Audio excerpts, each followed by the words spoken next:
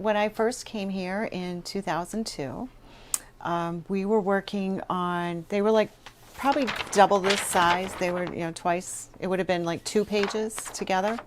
And they were like cardboard. And we actually cut out and the ads and the copy. And then we'd have to put it through a waxer and paste it down.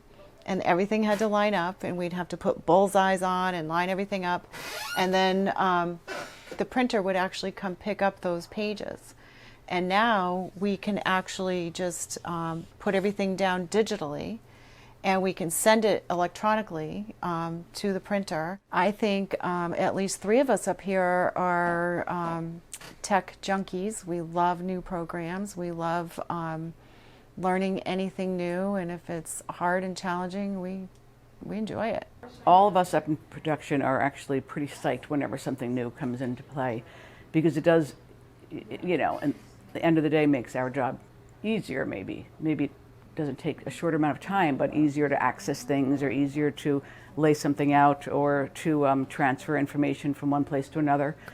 We've had a number of updates over the last few years regarding laying out our stories on the paper, or getting information from editorial to the production department.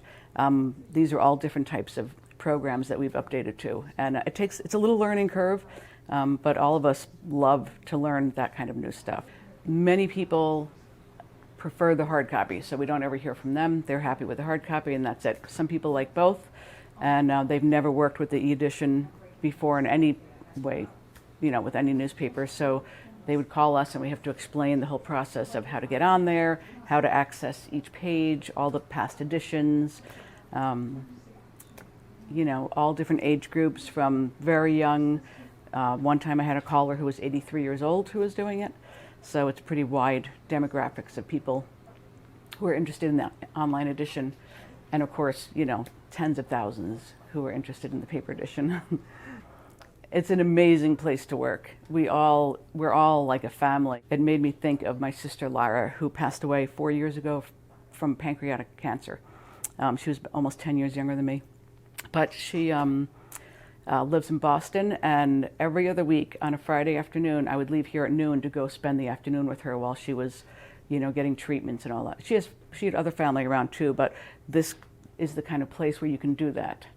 Any of us that have ever had family members or children or grandchildren or, illnesses or whatever, there has never been a time where we've had to cash in any chips to, make up for any time. We all work super hard. Work overtime whenever we need to, but in return we also are treated like adults.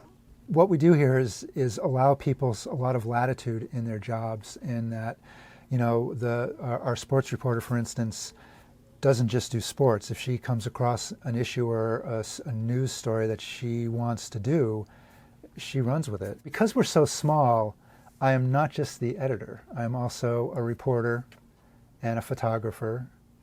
And I have on occasions done layout and subscriptions and whatever else we need to do. Nobody here really has just one job.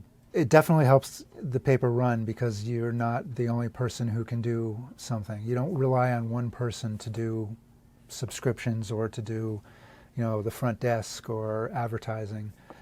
People can step in if they need to do just about any of the jobs here. Well, I think it contributes to sort of the relationships we have here among the staff. Everybody kind of understands what everybody else does. So it helps us get along, I think, and really have empathy towards other people's problems and issues that they might have.